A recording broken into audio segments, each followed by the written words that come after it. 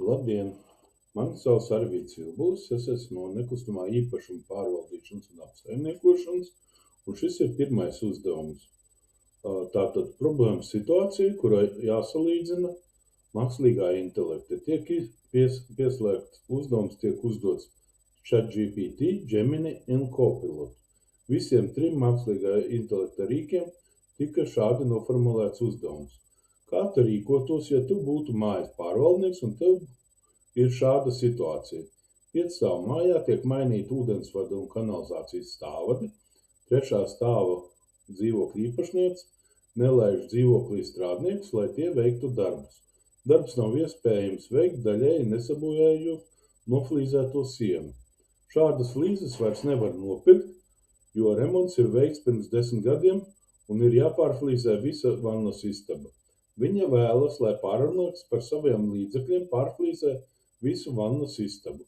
Rezultātā mums jānomaina stāvvadi, nemaksājot kompensāciju vai pārflīzējot vannas istabu, pamatot to ar likuma pantiem.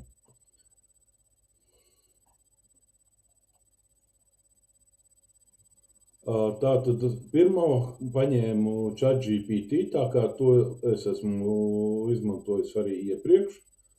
Un tātad, kā viņš izprats situāciju? Situāciju viņš ir izprats pareizi, atsauces uz likuma punktiem arī bija pareizas, informācija bija sniegta pārskatāma un strukturēta, varbūt tāpēc, ka es esmu pie viņas pieradis. Beigās piedāvāt palīdzību šo procesu novadīt ar papildus dokumentu sastādīšanu.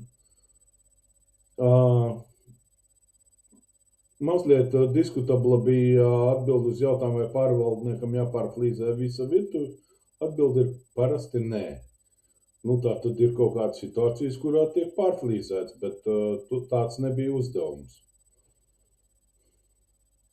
Paša dokumenta stils ir pretīmnākošs un viegli saprotams.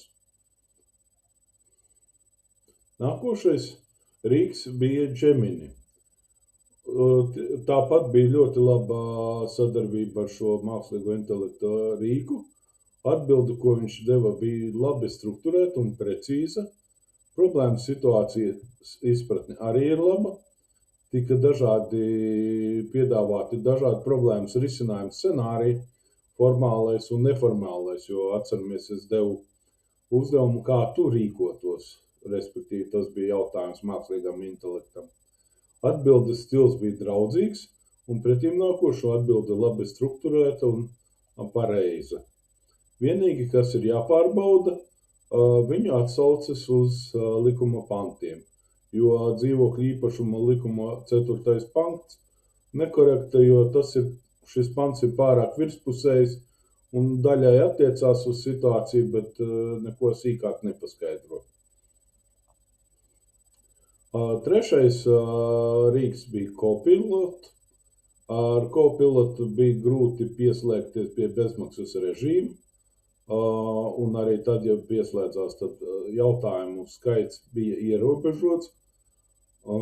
Atbildes stils formāls, bet pareizs, ja. Viņa arī bija visīsākā šī atbilde. Mākslīgā īpašuma dokuments sniedz virspusēju ieskatu problēmā un iespējamo risinājumu. Atbilde praktiski nav pielietojama un noformējums man arī nepatika, tas nebija pārskatāms. Tātad es izvēlētos strādāt ar ChatGPT vai Gemini, kuram atdot priekšroku, grūti teikt. Abi divi bija labi. Pilnīgi viennozīmīgi es nestrādātu ar Copilotu.